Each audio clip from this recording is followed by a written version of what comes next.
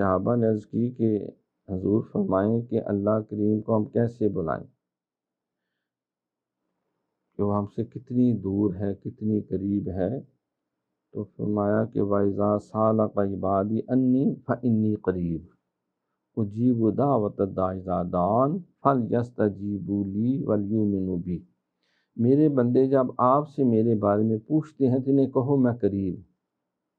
قریب کا بھی فرمایا کہ نحن اقرب الیہ من حبل الورید، اے بندے میں تیری شاہ رگ سے بھی زیادہ تیرے قریب ہوں۔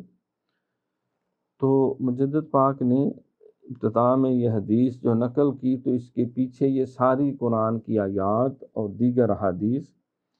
ایک حدیث میں سرکار فرماتے ہیں کہ اللہ کریم فرماتا ہے من سلک طریقا یطلب فیہ علما سلک اللہ بہ طریقا من طرق الجنہ، جو کسی بھی راستے پہ حصول علم کے لیے چلتا ہے تو اللہ فرماتا ہے میں خود اس کو جنت کے راستوں میں سے کسی راستے پر لگا دیتا ہوں۔